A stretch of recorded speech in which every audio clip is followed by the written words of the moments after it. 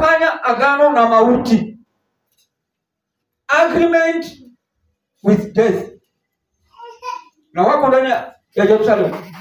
Ndeka Bwana ukaso. Na hiyo ndio kitu sahihi kinatesa watu. Na hao watu ikifikia yale maagano, kama ni ya kufa mtu mwezi wa 4, lazima atakufa na akiwa ndani ya kanisa, ndani ya Yerusalemu. Maana walifanya maagano. Na hii ni kitu kilichofichika ndani sana. Na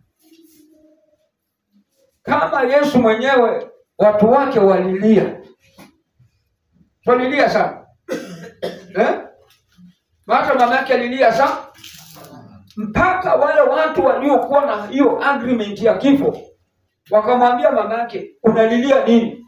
Wacha hiyo shida ya kulia iturudie sisi na watoto wetu. Nataka nikufungulie siri zingine.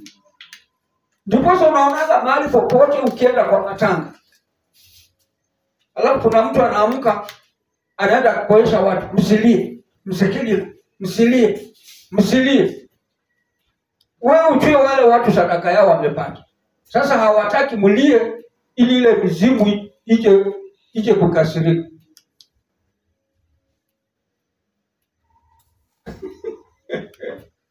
Unapata? Sasa anapata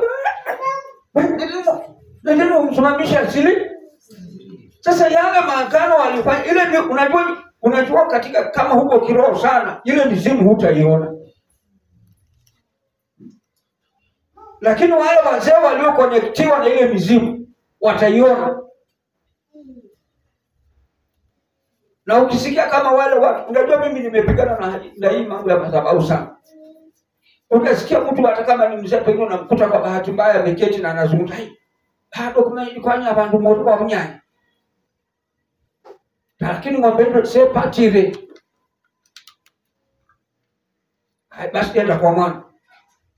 Unaona wanaenda kuleta ng'ombe. Wanajua ile ng'ombe wanapoua kuna mtu amepigwa target ataenda. Maana waliweka maagano yao. Hapo mbele, hebu endelea hapo mbele. Nitasoma mstari wa 15. Kwa sababu mmesema, tumefanya agano na mauti, tumepatana na kuzimu.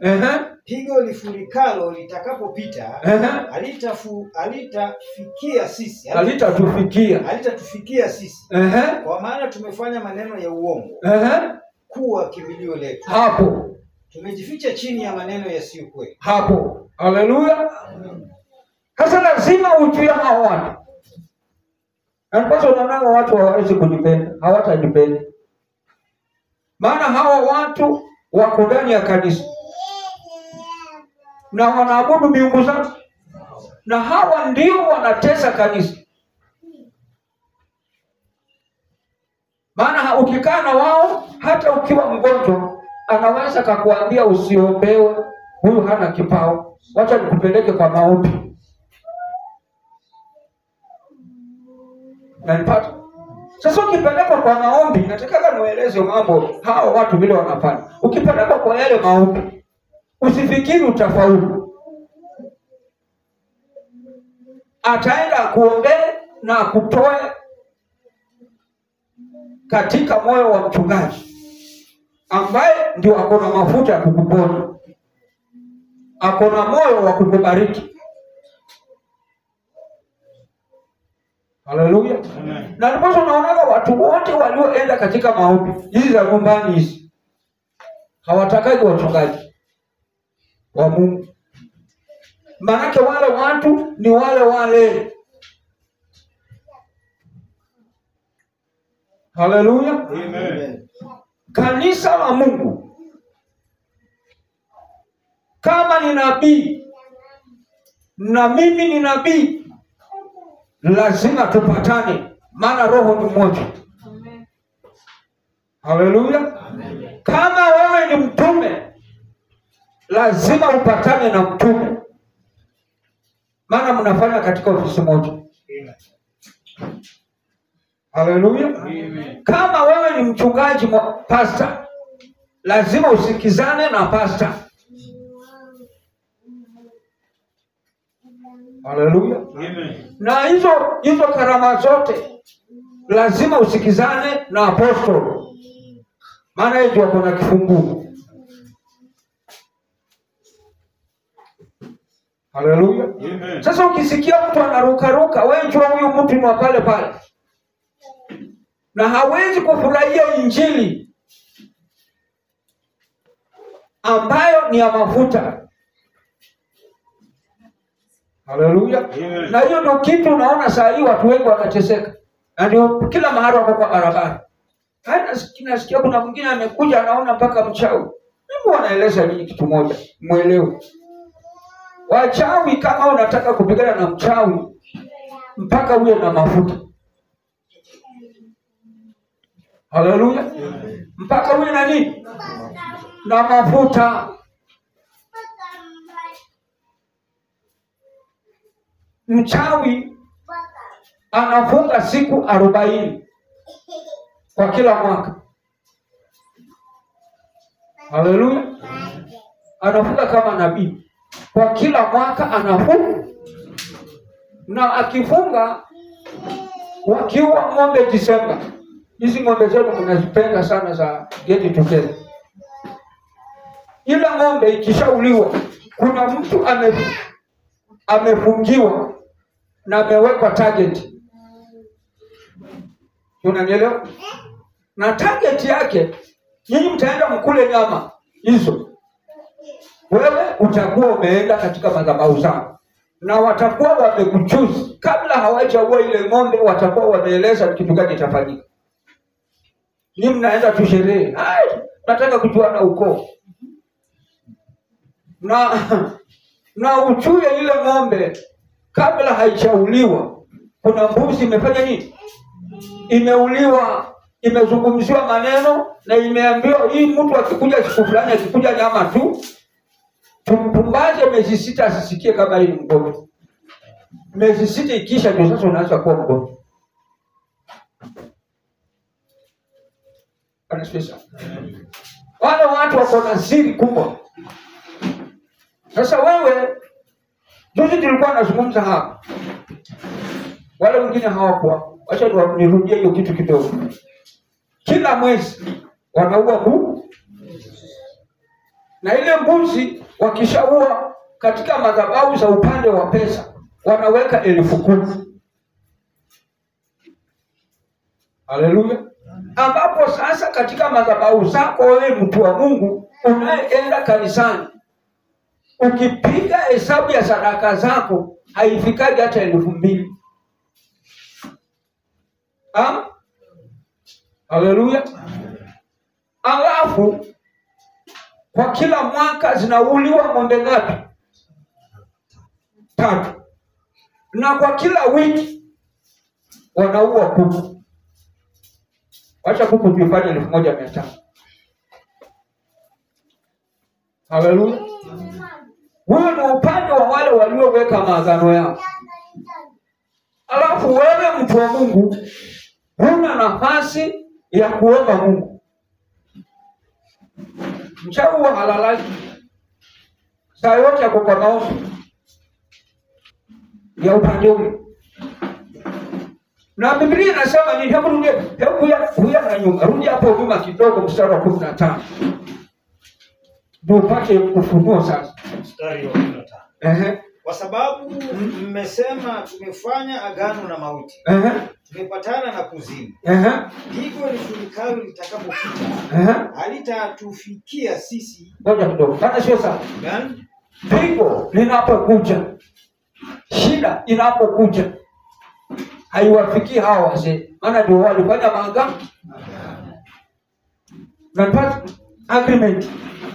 Na ndipo unakuta siku moja alikuwa anafundisha hapa. Acha tu niwagusie kidogo. Na ndipo unakuta kama ni mtu anakuwa mgonjwa.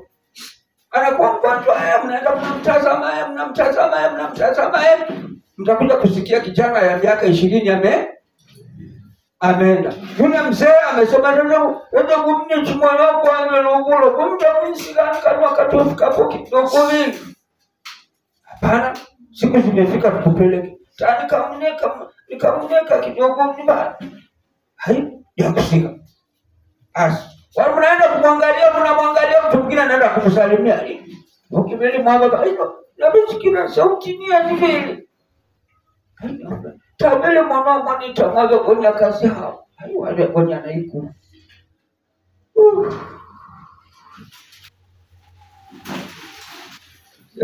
Sema mama. Ipo tayari ameitupa wapi? Naikuru. Kama alikuwa anaenda dukani tayari washolo nika. Na huyo mzee kama alikuwa anajichokojola na anichukumia, alikuwa amemfunga papas ataamuka akitetemeka. Wewe mzee tukuletee fimbo. Tende mimi mwenyewe nitajikaza. Hivyo basi. Dakika kidogo napiga nduru anatoka nje. Unaanza manake mambo ya simu, message ngoja umesali kwa nini nimwambia mzee hayata. Kwa nini sipitie kwa lakini hivyo kama alikuwa miaka 60 ameongeza 20. Sasa kama ina ya kurudia hapo bwana. Ndio watu wajue hawa watu vile wametutesa. Mstari wa 15. Na kama ndio unashindwa na maombi ujue uombe. Kwa sababu mmesema tumefanya agano na mauti. Ndio. Tumepatana na kuzimu. Pigo lifurikalo litakapopita. Halitatufikia sisi. Kwa maana tumefanya maneno ya uongo kuwa kimbilio letu. Basi tumejificha chini ya maneno yasiyo kweli. Ndio. Hapo tu. Na ujua hao watu ni wanaokaa. Lakini akizungumza na miungu na mizimu inasikia.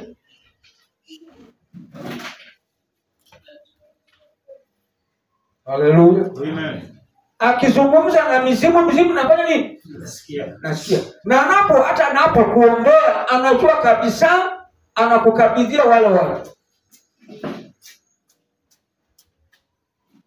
Na ndipo unakuta bado kulikuwa na maagano. Kama ni mzee amekufa. Kama ni ng'ombe zinaanza kufa. Hata kama ni maduka inaisha. Kama hata sasa hamwezi kufuga hata kitu. Maana yule ndio alikuwa anajua mambo ya zile sadaka. Haleluya. Amen. Sasa kuna watu ambao wameteseka kwa sababu wale watu walipofanya maagano, shalileta mkono. Mnaitaka mkono. Na watakao wakitaka kuwa challenge watakuja waseme bwana ningeenda mkono wale mtesa. Haina tutesa hata juzi tulienda kwa maombi tukaambiwa sijui nini. Ni ameni mwana basi tunakuja tukiwatafuta. Kumbe ni nyinyi. Uleteni. Tutauleta lini? Leo acha tulete Jumamosi. Bwana Yesu. Sasa ile shida ya zile mkoba sasa. Unaona kama hii Mumanga kama inahamishwa kama kutoka hapa Sagala. Mkitoka asubuhi hapa mnaenda kuingia huko saa 12. Maana yake mnaenda hapa na hapa, mnafanya maombi. Hapa na hapa mnaimba. Hapa na hapa. Tena ile mkoba, ile mali inaenda kuwekwa mwenye kwenda kuangalia injinia ya nyumba. Ile nyumba haitoi moshi, inatolea moshi kwa uchuru. Ile nyumba hapa hakuna nini inaweza baridi inaweza ikaingia. Unanielewa? Ndio sasa itolewe hapa ipelekwa, hata kama inatolewa hapa inapelekwa hapa Viganja. Tatoka hapa saa 12 nafika huko saa 12. Nani hapa? Sasa nyinyi mnauchukua na pikipiki.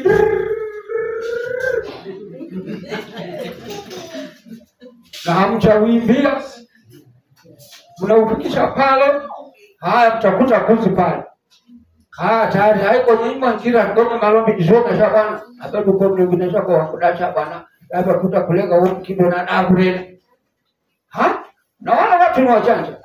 Ile mkoba mumeirudisha pale, ile mkoba ya ile vitu simuleta kuleta mkoba Sagala. Ile mbuzi mlioleta na ile mkoba ni mbuzi yenu. Si mbuzi ya Sagala. Maana mkoba ni yetu. Na siku ile mtaurudisha huko. Mkishaurudisha si mtakula mbuzi. na kuseme sijui hata mtupe mafumba ya mbuzi kwamba mmemalizana. Lakini ile ni uchanja. Hakuna kitu imeisha. Bwana sasa. Sasa mkishapeleka Sagara, nataka kupatie siri hao watu. Umepeleka Sagara. Hii mmekuja hapa, haya asante. Tumemalizana na hao. Hiyo kitu ilikuwa inatoa mimba hiyo, saa hii tunatoa huru. Hiyo kitu ilikuwa nafanya vijana wetu wasioe, sasa wataoa. Wapi? Mtalii. Ile kitu iko na alama ngapi? Nasikia hapo. Ikipita yule mzee anajua, anauliza makundi mbili.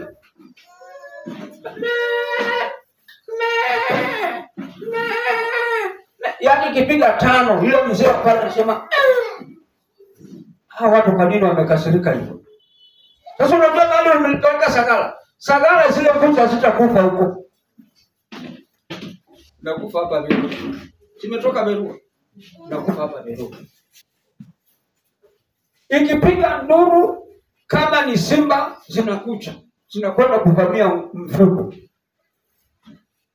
Hapa ndio nyinyi mnateseka. Mkiteseka kama ikipiga nduru, mbuzi mahali mmejifunga, zijifunge na kamba zikufe. Nyinyi mtakuwa mkisema, si tulipeleka. Tulirudisha. Wanishusha.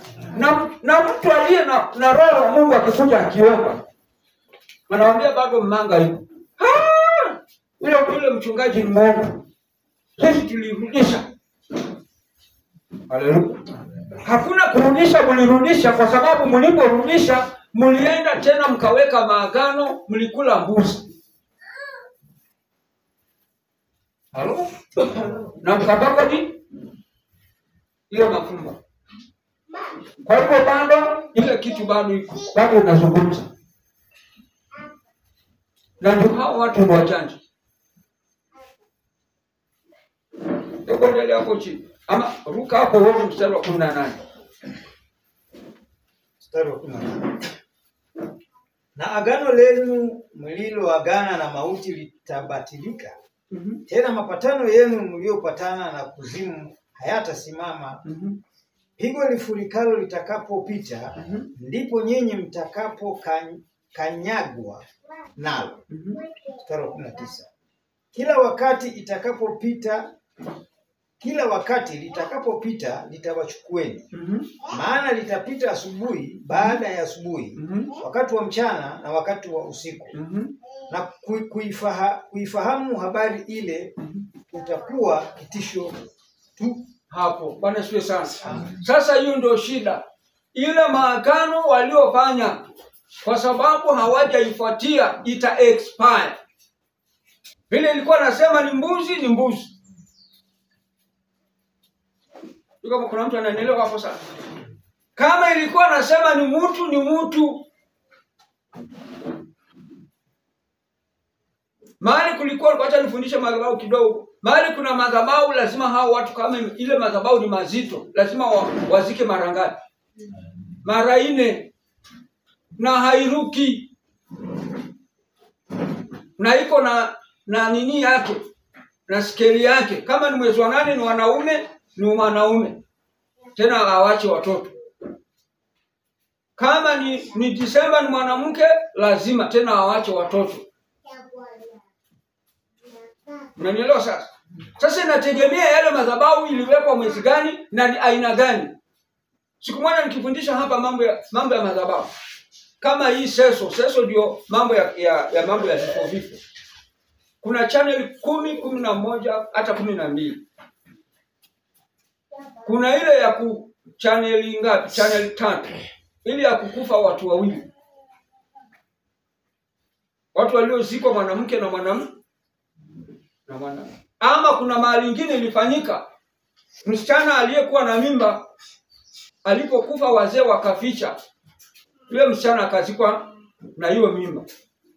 Sasa ile mimba itakuwa ile madhabahu itakuwa ikidai katika ile ukoo na itamaliza watu. Unanielewa? Na ndipo unaona kama ni mwanamke anaenda kujifungua na kufia huko mtoto, yeye na mtoto. Yale kuna madhabahu inazungumza katika ile familia. Maana yake bila sema kwamba kwa sababu walikuwa wameagana na kifo na wakapatana na kuzimu. Na ndipo unasikia hao watu usipowaelewa wakati ya matanga unasikia anasema tulikuwa tunampenda tulikuwa tunampenda zaidi. Lakini Bwana amempenda zaidi. Na watu wamezoea, wamefurahia. Na tena usikia ati awekwe pema pepo mahali pazuri warumuni. Sasa ile watu walikosa tafsiri. Mtu ameenda amewacha bibi na mimi. Ati ndio mimi siamini. Bwana asifiwe sana. Sasa kitu cha muhimu ni wewe mwenyewe uelewe katika madhabahu za kwenu ni kitu gani kinazungumza. Ukitaka kutoka kwa madhabahu. Unanielewa? Alafu usiogope mawimbi. Maana watu wanasema kuna mawimbi. Bila mawimbi hakuna muujiza. Haleluya. Kama anasema uongo dadi. Kama wakati ile hii nyumba ilikuja ikachoma, kwanza wewe ulishangaza, hii nyumba imechomeka vipi? Kama hiyo mawimbi hatukupita, bali hii huduma ingekuwa iko hapa. Sema pengine Mungu hapa hata ungeanza kunigeuka. Pengine Bwana ombe Mungu mimi. Sasa hivi mlango wabonyeka huko Bwana. Ni Mungu. Lakini mimi nilijua. Maana nilikanyaga mali ambapo ni kwa mizimu. Sasa mizimu lazima wakuje kwa njia zote. Wakuje na moto, wakuje sio na nini, wakuje sio na nini. Unakumbuka kuna laini ilikuwa natokaga hapa ya siafu. Na ilikuwa nalenga msumari kitandangu ilikuwa kwa. Kitandangu ilikuwa. Na si mimi nilijua hilo ni vita. Kwanza tukifanya deliverance si usiku huo ndio silali. Zinakuja hivi. Yaani hizo siafu ugundo napita mpaka huko. Lakini zikikuja tu nazisikia. Nazisikia mpaka zinanuka. Ya hapa hamtoshi. Kuleni kwa babu hapo chini mimi nalala. Bwana sio sana. Sasa kama unaogopa mawimbi, kuna kitu ambacho Mungu anataka kukuinulia. Yaani sasa wewe ukogopa mawimbi, kitabaki pale pale. Maana watakuja. Pele kwa ndoa kendanya, sachoka. Aanze kukuhesabia tikiti. Toka hapa tikiti. Bwana nakurudi tikiti. Tena sadaka. Fungu la 10. Kulima kwa Felix Kabo. Ndio anasema. Nina watu. Bwana sio sana. Hivi mama nani anatoka kitu kwa juu? Wewe hadi unaenda kwenye mzee. Wewe sababu wewe mtoto wa kwanza uko na watoto unashana siga. Ine. Anakuhesabia kabisa. Hayapo tayari wacha sasa useme na matatu tunakukombolesha gari. Kwenda 500, kurudi 500. Hiyo si 1000. Sadaka utatoa nini? Mama utafilisi utamaliza duka. Bwana sio sana. Sasa watakutia uoga. Hiyo ndio mawimbi. Hivi sasa huyu anapiwaga vitu wakati wewe unapanda mlima na mni badala usololo kwa. Lazima upigwe vita. Haleluya. Kama utaogopa vita, hakuna si baraka zako huwezi kuzipata. Haleluya. Amen. Kuna wale waliokuwa natoka mbali mimi na wajua. Siku moja nilikuwa nafanya nini? Delivery ya watu wametoka Taveta. Wakirudi kwa nani? Bila huo Mungu afanye basi. Haleluya. Na kama mtu alikuwa analima nyanya, analima vitunguu na ikifika wakati wa kuvuna bei inaenda. Kama mnapiana hapo. Ambia hii hawataki mlime. Ni madhabahu hii. Hata kama ni nyumba hamwezi jenga. Bwana siwe sana. Hata kama ni nyumba hamwezi jenga. Siku moja alikuwa anavunja madhabahu hapa. Kuna mzee mmoja alikuwa amesimama hapa. Alikuwa anatoka Mombasa. Kaambia, unajua wewe funguliwa upate nyumba.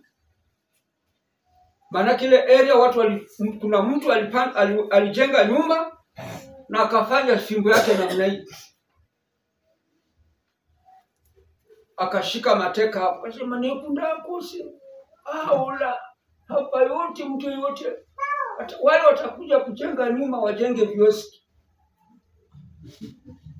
Na kweli. Hiyo area hilo watu wamesoma na watu wengine walikuwa na kazi, mwingine alikuwa na kazi mbago. Lakini wanatuma fundi na mabati ile nyumba ya mafundi. Tamwambia bibi hiyo nyumba ndio yenyewe tutakuja kufanya jifu. Ona tu atajenga. Watakuja mama fulani nimebaki miaka 2 tujitaje. Tuchukue mabati hapa reject. Twende tuongeze hivi, alafu ile mlango itakuwa ya nje huko. Tutakuja jenga hivyo. Nyumba ilienda. Nilipokuja ngamwambia bwana nyumba ilienda. Sasa fanya hivi. Najua sasa gharama pale wewe amini. Unabii. Nikaenda pale nikakanyaga. Nipo kanyaga tu. Kwambia hivi hata kiwanja hivi itachimba. Bwana lakini mara wapo kadakuwa. Ngumu chimbana. Baada ya dakika kidogo mtu mwingine akakuja. Vipi bwana? Na kuona uko na tumbo vipi? Kwani kuna nini? Ujengi wewe haina haja. Basi mashine ndio ile. Halo? Nimempata. Sasa kinga guru kwani ngapi? Sitatu mzee. Kama utatuongezea tena. Ni kazi yote hii. Jamaa kaanza kuangusha mablock. Si nyumba imeisha sasa. Bana sasa. Sasa nikamwambia hapa kulikuwa kumeshikwa mateka. Mtu asijenge nyumba. Kama utajenga ile ya mwegea. Bana sasa. Ajua ya mwegea ile ya kuongeza hivi. Kijana akitaka kuoa anakuja na mabati yake 7 anachomeka. Sasa hebu endelea hapo chini. Anachomeka bwana. Sema maisha. Mstari wa 20. Maana kitanda kile ni kifupi, asiweze mtu kujinyosha juu yake. Na nguo ile ya kujifunika ni nyembamba, asipate mtu kwa kujizingisha. Mstari wa 21. Maana Bwana ataondoka kama vile katika mlima Perasimu. Ataghadhibika kama vile katika bonde la Gibeoni. Apate kufanya kazi yake. Kazi yake ya ajabu. Na kulitimiza tendo lake. Tendo lake la ajabu. Mstari wa 22. Basi sasa msiwe watu wenye kudharau. Vifungo vyenu msije vikakazwa. Maana nimesikia kuwa Bwana wa majeshi habari ya hukumu itakayotimizwa. Nayo imekusudiwa itakayoipata dunia yote pia. Mstari wa 23.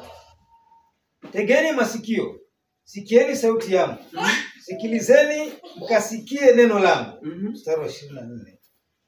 Je, mwenye kulima alime daima ili apande? Afunue daima madongoa na nchi yake na kuyavunja? Mstari wa 25. Akisha kulainisha uso wa nchi yake, je, hamwagi huko na huko kunde na kutupa jira na kuitia ngano safu na shairi mahali pake palipochaguliwa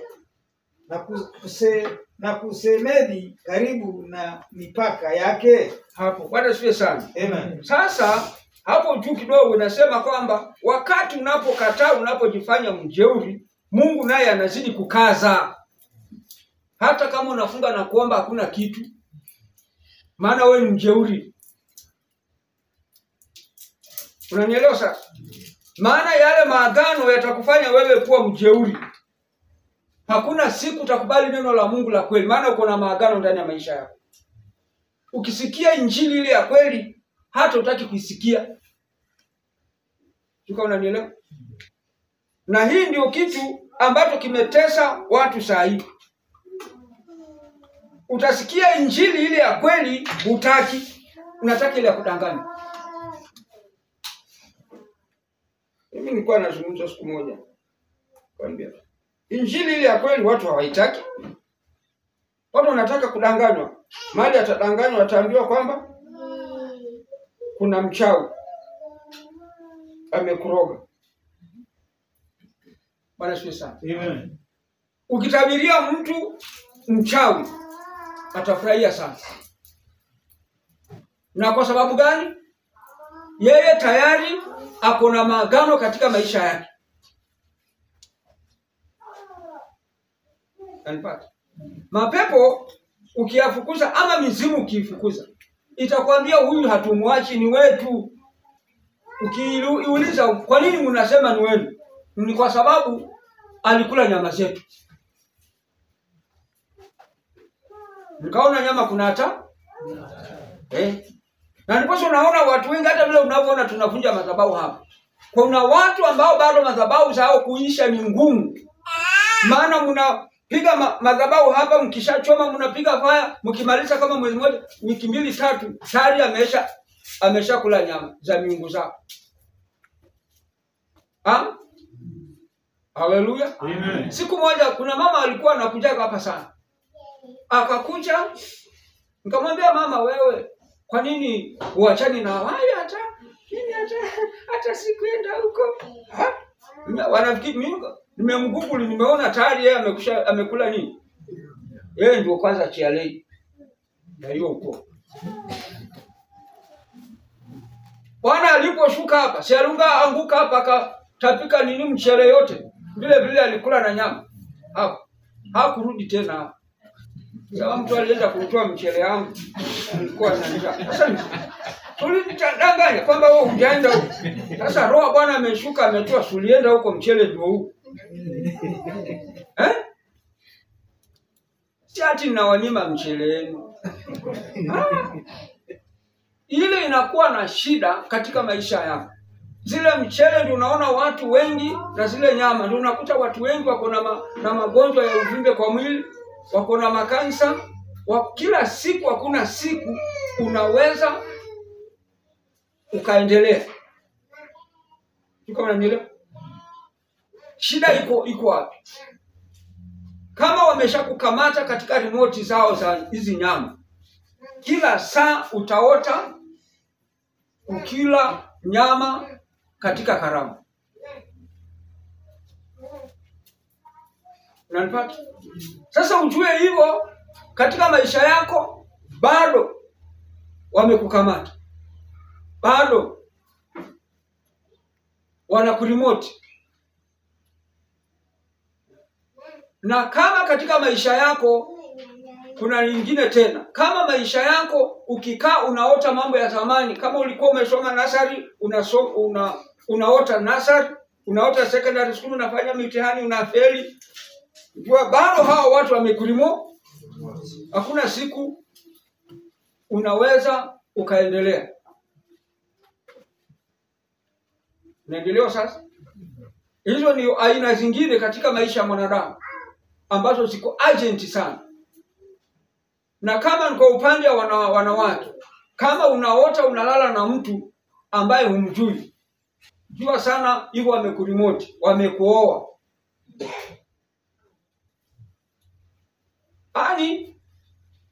Wewe unaona ni kitu kawaida tu. Wamekuoa. Na wakati unafanya hata kama ni biashara, uko na biashara, ile roho ukiota imekukujia hizo biashara, kama ni supermarket utafunga. Maana ile roho haitaki biashara. Unanielewa hapo sasa?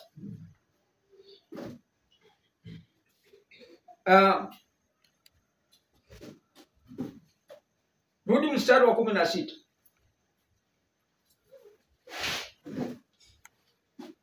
Mstari wa 16.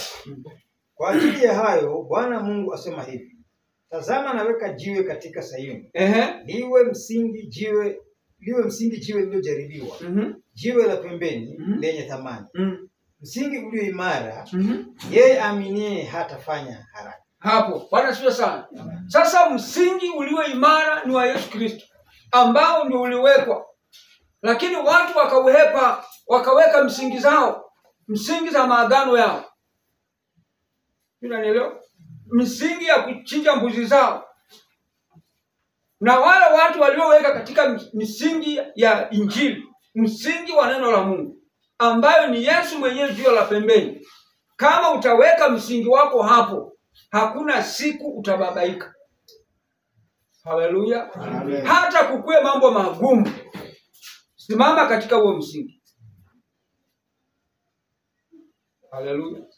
Hata kuwe na mawimbi, lazima kuwe na mawimbi, kwa sababu kuna kitu mbele huko unaenda kukipata. Ukisoma Biblia inasema wakati yule mtu wa Gerasi alienda kuponywa, meli ilikuwa karibu na zama. Ndio? Wale watu wanasoma Biblia.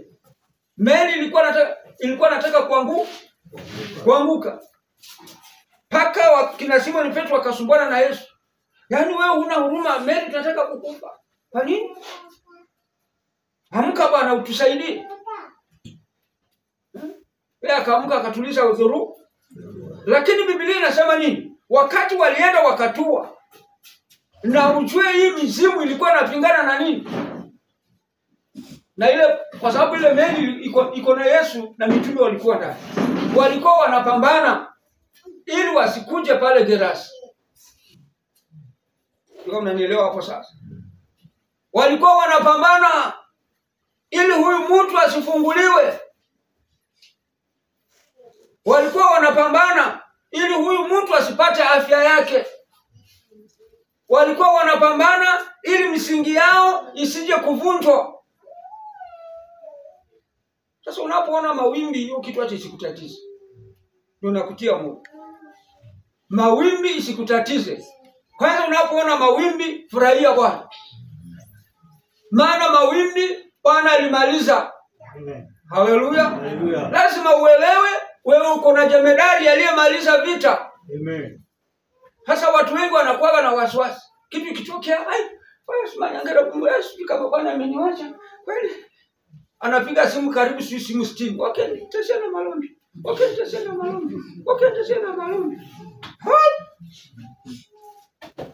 Ni wewe mwenyewe na wokovu. Amesema kwamba msingi ulio imara.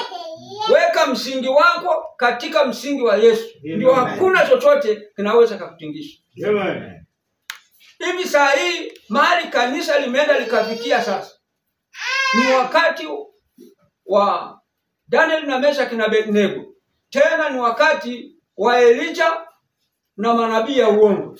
Na ni wakati tena wa Elisha na kina Gehazi. Sasa hii mahali kanisa limefika. Maana hapo juu tumesoma waliweka maagano nani? Na kifo. Wakaweka mapatano na nini? Na kuzimu. Sasa wewe usioelewa haya mambo, usioelewa neno la Mungu, unapokuwa uelewi neno la Mungu, hawa watu, wewe ni mgonjwa lakini watakwambia usiende kuombewa. Unajua kuna mambo mengine kama hospitali hata kama hospitali hii bwana tunakutibu, lakini hapa ni kwa mapepo. Weka nini? Weka maombi. Hata tunashukuru Mungu wakati huu, kwa sababu madaktari wengi wameokoka. Wana hii wewe unataka kanisa hata wanajua makanisa ile iko na nguvu ya Mungu. Nenda mahali fulani bwana. Wewe tu hili mapepo. Hii ni mila hii. Nenda. Hadi nilijaribu mila ikashindikana, basi nenda kanisani. No? Maana msingi ulio imara. Hapo wote ni rudia tena hiyo mstari 16. Kwa ajili ya hayo Bwana Mungu asema hivi. Tazama naweka jiwe katika Sayuni. Liwe msingi, jiwe lililojaribiwa, jiwe la pembeni lenye thamani. Msingi ulio imara, yeye aaminie hatafanya haraka. 17. Nami nitafanya hukumu kwa hiyo kanuni, na haki kwa hiyo timanzi. Na mvua ya mawe itachukulia mbali hilo kimbilio la maneno ya uongo. Hapo Bwana siwe sana. Unanipata sasa? Wale wote watakaokimbilia huo msingi wa kweli. Na wale watu sasa hapo sasa kuna mgawanyiko. Kuna wale ambao wanaofuata msingi wa kweli. Hawa hawana shida. Lakini wale ambao watakuwa nje ya huo msingi bado watakuwa na mateso. Na hapa ndipo unasikia kama wakati nafundisha mambo ya madhabahu, mtu huyu anaitwa fulani, alibatizwa, alifungiwa shahidi harusi sijui nini. Kwa nini amejinyonga? Kwa sababu bado ako na maagano. Unanipata? Bado yale maagano yanazungumza. Sasa hao ukisoma hapo juu tena nasema hawa watu wenye dharau, hawana dharau neno la Mungu. Wako na mambo yao na wanasema wanaenda mbinguni. Wako na mairizi lakini wanasema wanaenda mbinguni. Mbinguni haiendi mahali kuna mairizi, huko hakuna mairizi. Kuna msingi ulio imara. Haleluya. Hapo hatuendi kwa masengenyo. Ndipo unaona shida saa hii iko. Ukiona mtu anasengenya mambo mengi ni mjanja nini, wachana naye. Marafiki wengine wachana nao ndio upate msingi ulio imara. Haleluya. Hivi sasa kuna shida kubwa katika familia. Kuna watu walioweka maagano yao hawataki kuolewa. Kwa mfano, utaenda kukutana na hiyo channel. Wewe dada umeolewa wapi? Uliona harusi? Kwani hata harusi kuna shida gani? Watu wana divorce hata mara 5. Iko. Sasa unafikiri mtu kama huyo channel kama atakusaidia? Waone huyu mtu aliko kwa msingi. Ni mtu wa kukutia uoga. Bwana Yesu. Na ni kitu gani ambacho kinafanya watu wazidi kuteseka? Ni kwa sababu bado hawajatoka katika maagano. Watu wanasema imeisha msalabani. Ni sawa. Lakini bila kufundishwa neno la Mungu utajuaje kama imetoka msalabani? Imeisha msalabani. Haleluya. Na kama imeisha msalabani mpaka ukue kwa msingi. Yesu hakuacha kanisa likiwa na shida. Aliacha kanisa likiwa na nguvu ya Mungu. Sasa hii watu wanaenda wanajifanya kwamba ni wao ni wahubiri ama wameweka katika msingi na kumbe kuna msingi wao wa maagano. Ndio wako na shida sana. Ndio unasikia hata wanazuia watu wasiende kuombewa. Wasitolewe mapepo. Mtoto anazimia, peleka kanisani, hiyo ni mapepo tu. Toa mapepo. Sipeleke wewe uko hapa. Unanipata? Kwa sababu waliweka maagano yao. Wakaweka mapatano yao. Mimi nasema nini hapo bwana? Inasema tumepatana. Tumefanya agano na kifo. Ni watu waliofanya agano na nini? Na kifo. Sasa wacha nikueleze kitu uelewe. Haya maagano wanayofanya walifanya na shetani direct. Na mizimu wakiwa pale wanasikiza. Na wakajadiliana kwamba mkusanye watu Disemba tunakuja kuchagua sisi wenyewe. Tangu msingilo wa nyama. Haleluya. Unajua mimi hiyo kitu niliheti zamani. Na hiyo kitu tumesumbuana na watu sana. Na mpaka sasa bado tunasumbuana. Kuna hii mambo mengine inaitwa mbuzikina hii shui ya kuchimba shui kaburi. Ile ilikuwa na maagano yao. Na zamani ile kitu ilikuwa inachinjwaga vya kaburi. Kama mtu amekufa Disemba, wakizungumza tayari mtu mwezi wa 4 atakufa. Na ni wajanja, wakati wanafanya tu watu wakiongeuka tu wanachukua mchanga. Wanaenda wanazungumzia. Sasa zungumza nyinyi mtajuaje? Mwezi wa 4 mnakutanishwa. Tumekutana tu kwa mzima. Watu msaidie kuoana. Kuoana. Na hiyo ndio kitu kimetesa watu. Na ukija kuangalia ati msije kuoana dadi. Unajua hawa watu ni wajanja. Kwa mfano huyu ameoana, huyu babake na mamake wameoana na ni kazi kwa kazi. Wewe. Mzee aliwana na dadake.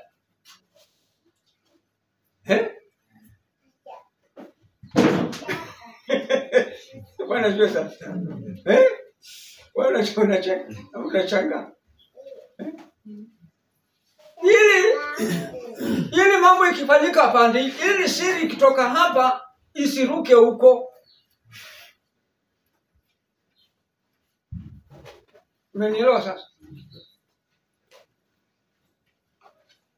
Na ndiposa siku moja alikuwa anawafundisha hapa. Mimi ni shemeji yako Alafu ndugu yako yeye ni shemeji yangu. Wewe ni shemeji yangu. Nitakupatia msichana ya dadangu. Wewe utaenda vipi? Hata wewe ni shemeji yangu, nitakupatia mtoto wa dada yangu. Ili yale madhabahu mulio nayo na sisi tulio nayo nimo.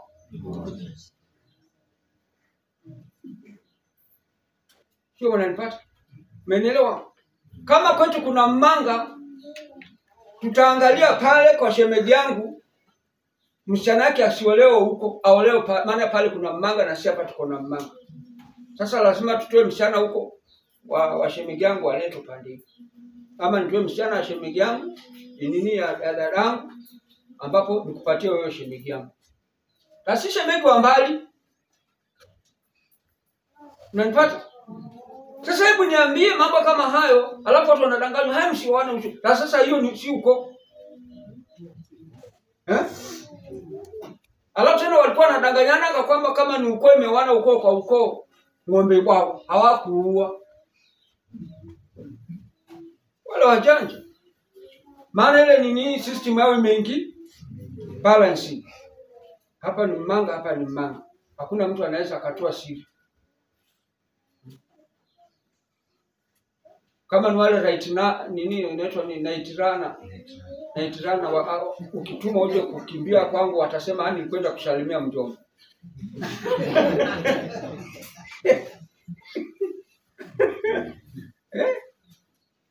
Au mwingine siku moja mtu ametoka mbali saa 12:30. Sasa jamaa piga bila mwanaume wangu kwenda kumwambia ng'ombe hapo komba.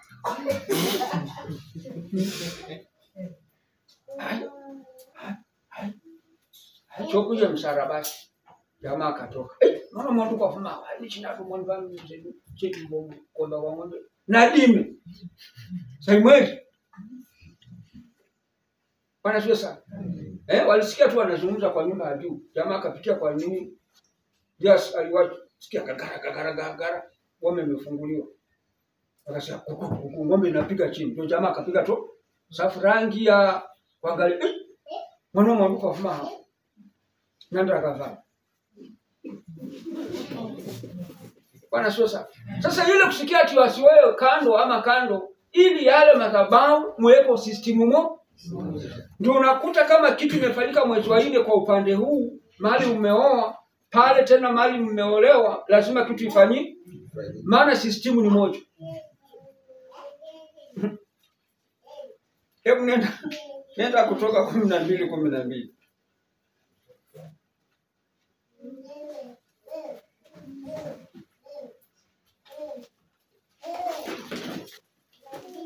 Kutoka 12:12.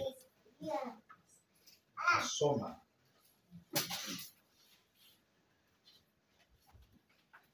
Maana nitapita kati ya nchi ya Misri usiku huo. Sasa hapo hatuko Misri. Nami nitawapiga wazaliwa wa kwanza wote katika nchi ya Misri, kwa mwanadamu na kwa wanyama. Nami nitafanya hukumu juu ya miungu yote ya Misri. Wacha nikusomee vizuri. Hata usiende mbali. Ndio 12 nasema nini? Maana nitapita kati ya nchi ya Taita usiku huo. nami nitawapiga wazaliwa wa kwanza wote katika nchi ya Taita, wa mwanadamu na wanyama, nami nitafanya hukumu juu ya miungu yote ya Taita. Mimi ndimi Bwana. Bwana sifiwe sana. Amen. Sasa hiyo lazima uishike, uelewe. Kama umeweka msingi nje ya msingi wa kweli, na kama kwenu kuna maagano na madhabahu, ndio unaona malaika akipita anafanya inspection, anaangalia hapa hii ukoo walihubiriwa injili na hawakutoka kwa maagano. Unasikia watu wanapiga nduru. Unajua watu wanasomaga hapo tujua ati ni Misri. Sisi hatuko Misri. Hapa tuko Taita. Amen. Haleluya. Haleluya. Sasa ufunuo kamili ni Bwana anapita katika nchi ya Taita na atahukumu miungu. Haleluya. Amen. Haleluya. Amen. Kwa hiyo Mungu hafurahii miungu. Hafurahii maagano iliyofanywa na kina babu zetu. Amen. Hafurahii watu waliochanjwa kwa sababu ya waganga na wachawi. Amen. Lazima ukubaliane na neno la Mungu kama unataka kwenda mbinguni, kama unataka kubarikiwa, kama unataka kwenda maisha marefu. Amen. Haleluya. Kwa sababu Mungu ni yule yule. Amen. Hakuna siku huyu Mungu amebadilika. Amen. Nimeona Mungu huyu akifanya mambo mengi makubwa wakati nimeamini huyu Mungu. Na nimeona huyu Mungu akizungumza mambo makubwa hata mengine siwezi kukuambia. Hata nikikwambia unaona kama mchezo tu. Huyu Mungu hataki maagano yaliyofanywa na babu zetu. Kuna mashamba yaliyofanywa maagano. Lazima ufundishe neno la Mungu ukatoka katika yale maagano ya yale mashamba. Amen. Na ndipo unakuta watu wengi yale mashamba, kwa mfano kama hujatolewa katika maagano ya mashamba, yale mashamba vile ilifanywa, hata uende kununua shamba Taveta ama ununue shamba wapi, haiwezi kufanikiwa kwa sababu bado laana ya madhabahu ya laana ya mchanga bado inakutesa.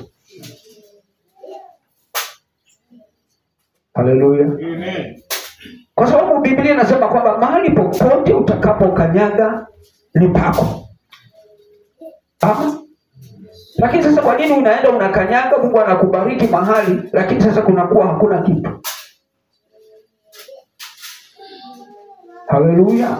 Sasa hapo Bwana anasema nini? Nitapita katika nchi na nitahukumu miungu. Kwa hiyo unapoona hapo, unaposikia mambo inafanyika katika Taita ama unaposikia mambo inafanyika, ujue kwamba kuna watu wamesikia neno la Mungu, lakini Biblia inasema kwamba kwa sababu walifanya mapatano na wakafanya maagano na kifo, kwa hivyo hawa watu si rahisi, na ukimfuata nyuma huyu mtu bado wako na shida kubwa sana. Kuna mama mmoja alikuja hapa juzi. Baadaye kutakuta sana malombi. Anakwenda kulofia. Anangoja nimtabiri. Namwambia mama siwezi kukutabiri. Nakutabiria ni shida ile uliona ndani ya nyumba uijui. Unajua mtu ndani ya madhabahu na amezoea zile kutabiriwa ndani ya nyumba ya vitu vilivyovunjika. Akiona mali kama hapa anachanganyikiwa. Kaongea mama huna shida. Hata kuna bebana wako. Kwa hivyo kuna shida. Unataka tu kuondoa baraka.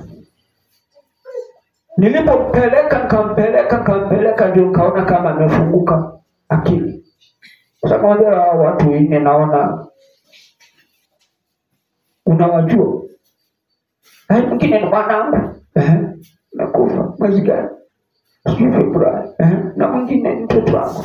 Tena alikufa tukizungumza sio akikunywa uji. Na mwingine ni mtoto wangu. Na mwingine ni mtoto wangu.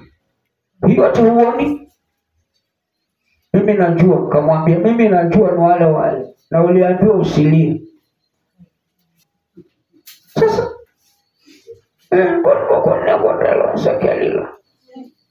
sasa utafanya nini mama? Sasa unataka jibu lako ni nini? Unatakaje? Unataka msingi Haleluya.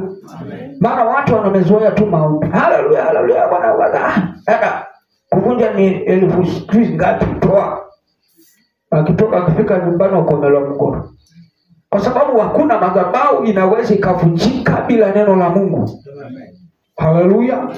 Madhabahu haiwezi kuvunjika bila ufunuo wa neno la Mungu. Madhabahu haiwezi kuvunjika kama wewe mwenyewe hujakubali ukasimama wewe mwenyewe madhabahu ivunjike. Amen.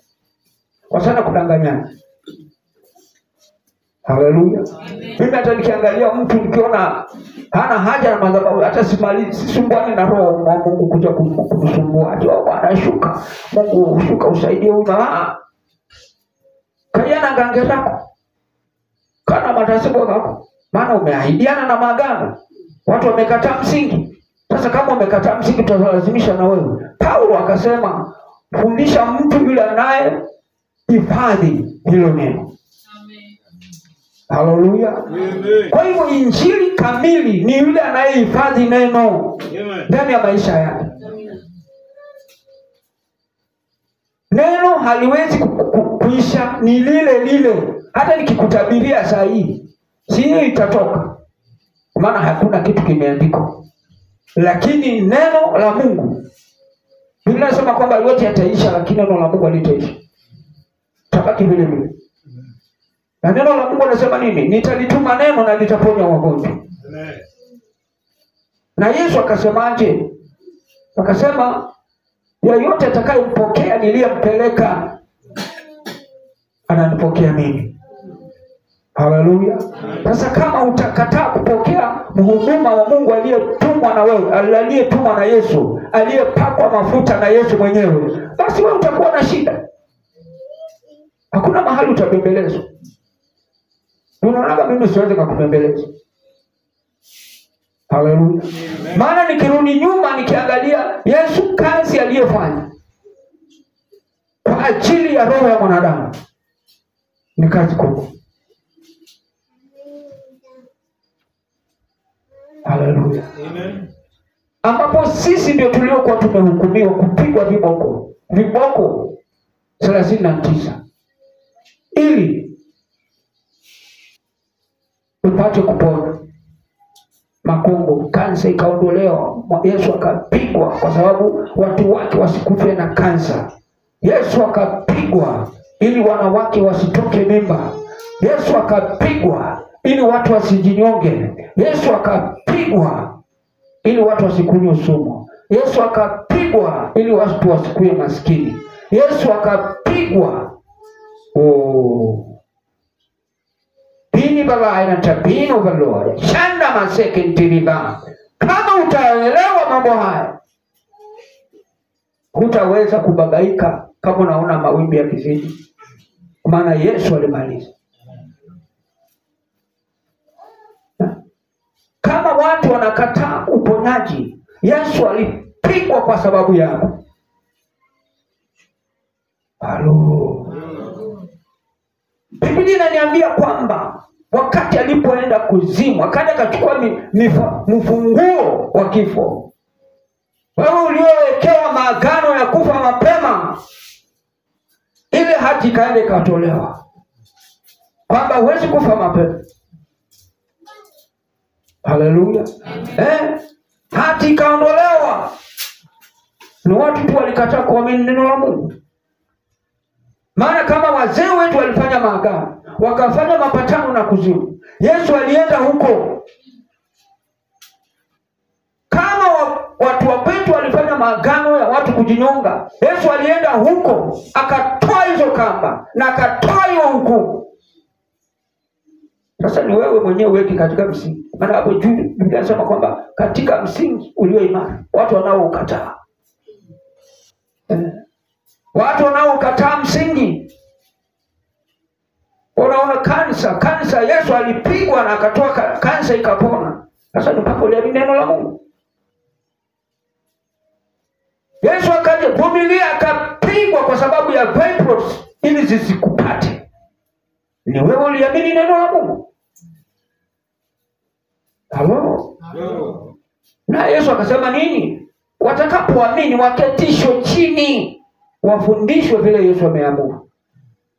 Sasa kama utakubali kuketi chini na kufundishwa kama mwanafunzi, utakuwa mwalimu. Haleluya.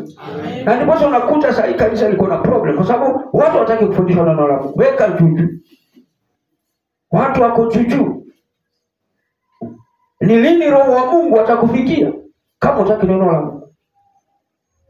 Na neno la Mungu ukilielewa, ndio roho wa Bwana aje kwako. Huyo roho wa Mungu akuye pamoja na wewe. Hata kama ni nabii uongo anakuja, huyo roho atakwambia huyu si wetu. Haleluya. Unapoona watu wanahangaika, ujue walikufa kiroho. Hakuna kitu. Hakuna. Mtu ambaye anajua Mungu, mtu ambaye anaelewa na Mungu, lazima masikio yake iwe wazi.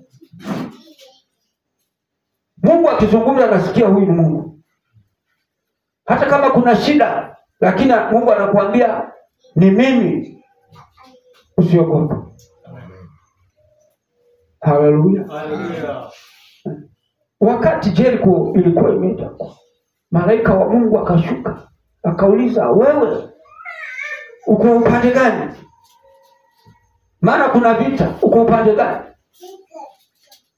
Akasema, siko katika upande wowote, bali nimesimama katikati, niko katika Mungu, ninapigania ukweli wa Mungu. Sasa ni wewe mpendwa uweze kupigania ukweli wa Mungu. Haleluya. Wachana ya mambo ya wale watu hawataki Mungu. Wachana na wao. Wewe ndio utatoa hesabu mbinguni. Maana watu hawajui kama watatoa hesabu mbinguni. Wewe ndio utaulizwa, jambo fulani ulilisikia? Jambo fulani ulilisikia? Kwa nini hukufanya?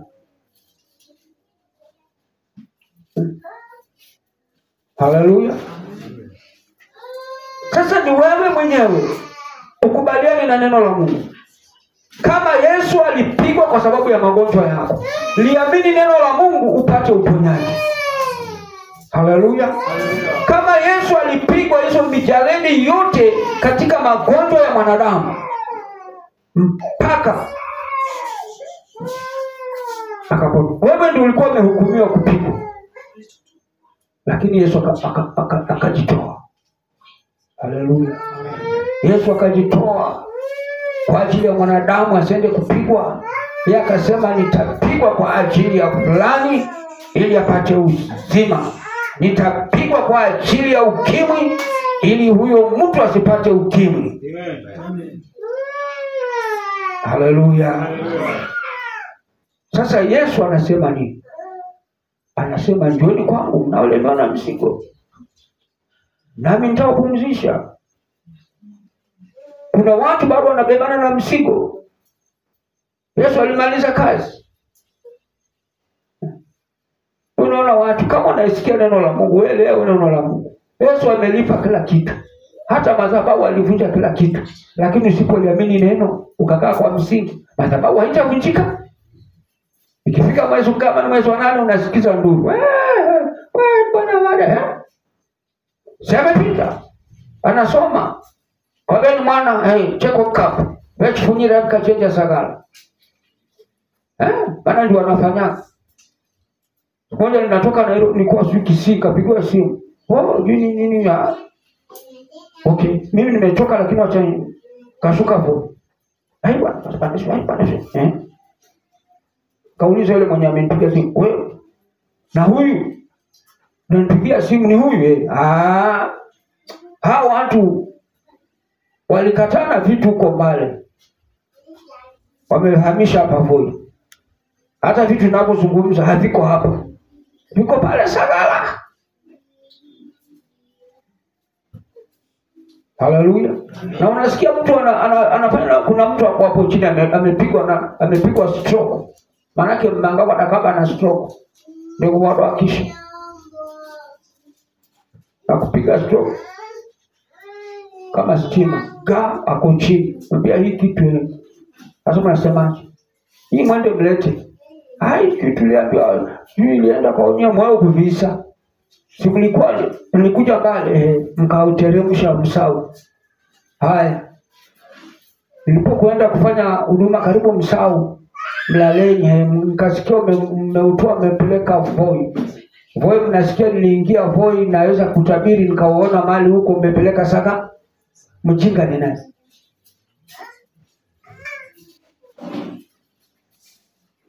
Haleluya.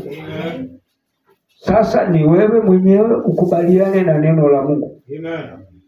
Wacha tuende kidogo Mathayo. Mathayo 20 na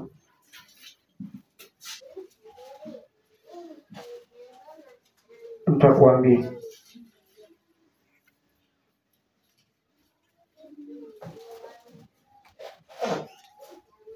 Ishirini na saba tulisoma somo wakati wa ushirika.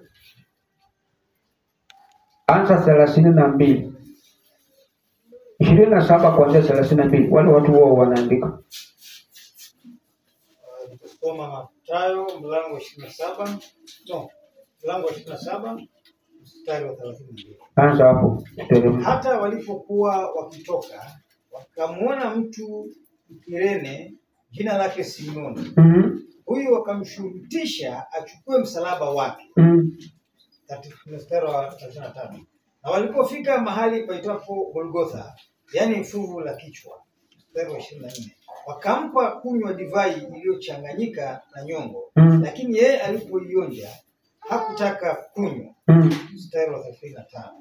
Walipokwisha kumsulubisha, waligawa mavazi yake, wakapiga kura, ili litimie neno lililonenwa na nabii, waligawa nguo zangu kati yao, na juu ya vazi langu walipiga kura. Mstari wa 36. Wakaketi wakamlinda huko. Mstari wa 37. Wakaweka juu ya kichwa chake mashitaka yake yaliyoandikwa, huyu ni Yesu mfalme wa Wayahudi. Mstari wa 38. Wakati huo huo wanyang'anyi wawili wakasulubiwa pamoja naye, mmoja mkono wake wa kuume na mmoja mkono wake wa kushoto. Mstari wa 39. Nao waliokuwa wakipita njiani wakamtukana wakitikisa vichwa vyao wakisema. Mstari wa 40. Ewe mwenye kulivunja hekalu na kujenga kwa siku 3, jiokoe nafsi yako. Ikiwa ndiwe mwana wa Mungu, shuka msalabani. Hapo Bwana asifiwe sana. Unaona Yesu mali alipitia kwa ajili yako. Na nakukumbusha tu kidogo uelewe. Yeye mateso yote aliyokuwa anapita, yeye hakuwa mwizi, lakini alienda kusulubishwa pamoja na waizi, pamoja na wajambazi. Na tena pale juu aliandikiwa mashtaka kwamba Yesu ni mfalme wa Wayahudi, si mfalme wa wafalme. Haleluya. Sasa yeye kwa ajili yako, haya yote yalitokea kwa ajili yako. Bwana asifiwe sana. Ili wewe ukuwe na amani. Na walienda wakipiga tingisha vichwa, kama wewe ni mwana wa Mungu fanye nini? Shuka. Kwa hivyo mawimbi yanapokuja kwako, hata kama uko na shida katika maisha yako, watu wakikuja watatingisha kichwa, Bwana tena umeomba sawa sawa kweli? Maana watakuja, wewe homa umejaribu 40. Hii maana kama na kitu inakuruma na mnaye nataka 40. Kweli wewe Yesu hapo anafanya? Bwana Yesu. Watakuja na mambo, watakuja na maneno, watakuja na mazogo, ili wewe ukose kuelewa ni kitu gani hao watu wanasema. Kama utaingia katika kompasi ya Mungu. Lakini kama hakuna majaribu, ujue kwamba uokofu wako ni pekee. Mama mwingine anasema no, majaribu yamekuwa isiondoke. Wewe unatengenezwa. Haleluya. Majaribu yanapokuja unatengenezwa ufanane na Yesu.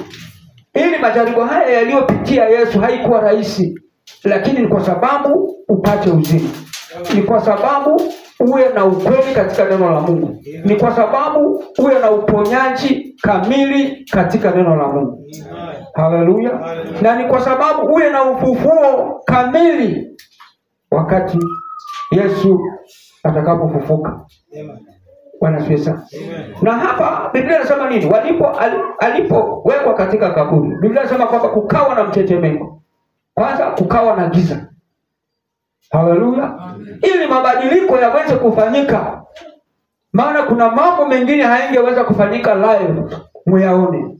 Kuna mambo ilifanyika, giza ikaingia. Hebu nenda hapo chini mstari wa 45. Mstari wa 45. Basi tangu saa 6 palikuwa na giza juu ya nchi yote hata saa 9. Mstari wa 46.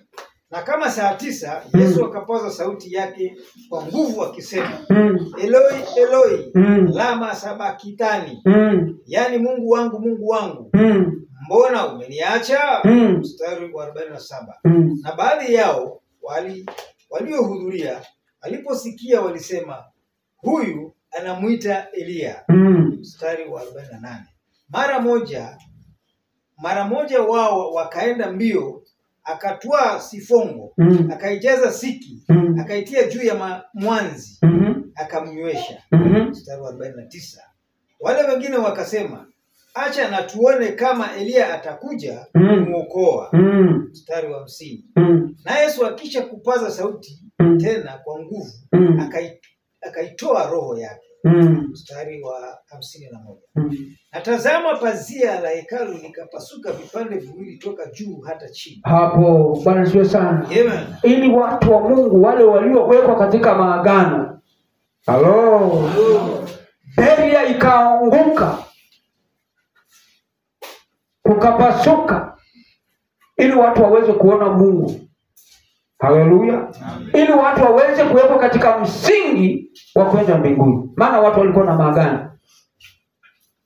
Sasa bado watu hawajajua kama pazia ilipasuka. Haleluya. Sasa niliposa nataka nikutoe mahali kwamba unapoona pazia ilipasuka, kila mtu awe akikiri mbele za Bwana kwamba Yesu ni Bwana. Na mpaka haya maombi uliona watu wanaenda wakiombewa kwa nyumba, hawa watu bado hawajajua kama pazia imepasuka. Ni wewe mwenyewe ukiri Bwana. Ni wewe mwenyewe ukubali kuweka msingi katika neno la Mungu. Hata kama mtumishi atakuombea, lakini imani yako iko wapi? Maana Yesu akasema mpaka tupatane. Ama 2 watatu wanapokaa mahali pamoja, mimi niko wapi? Hapo. Sasa kuna maombi mengine unaomba hayo watu hawajapatana. Lakini hakuna kitu. Endelea hapo chini kidogo. Mstari wa 52. Makaburi yakafunuka. Kainuka miili mingi ya watakatifu waliolala. Mstari wa 53. Nao wakisha kutoka makaburini mwao, baada ya kufuka kwake, wakauingia mji mtakatifu, wakawatokea wengi. Mstari wa 54. Basi yule akida na hao waliokuwa pamoja naye wakamlinda Yesu. Walipoliona tetemeko la nchi na mambo yaliyofanyika, wakaogopa sana wakisema, hakika huyu alikuwa mwana wa Mungu. Haleluya. Sasa wale ile mtetemeko ilifanyika, yale maajabu yaliyofanyika katika mji ule, wao wenyewe wakakiri kweli huyu alikuwa ni mwana wa Mungu.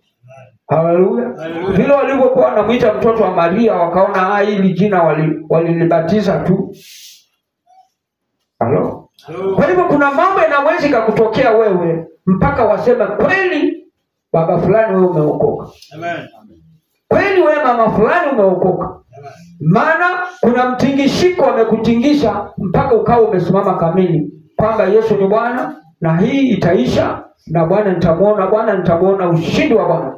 Na ndipo hapa Yesu anasema kukatetemeka. Alienda kutoa watu waliowekwa kwa maagano ya kuzimu, walioandikiwa kufa mabaya. Anasema kwamba watu wakapokea watakatifu wao. Amen. Haleluya. Kwa hiyo ni mambo mazuri na mambo makubwa na ni mambo ya ajabu kwamba hakuna chochote kilichobakia kuzimu. Ni wewe uliamini neno la Mungu na uweke msingi imara. Amen. Haleluya. Biashara zilienda kufunguliwa. Amen. Hakuna chochote, ndoa zilienda kufunguliwa. Yes. Kila kazi iliyokuwa imeharibika ilienda kufufuliwa. Kwa hivyo kitu cha muhimu ni uliamini neno la Mungu. Amen. Bwana atubariki sana. Amen.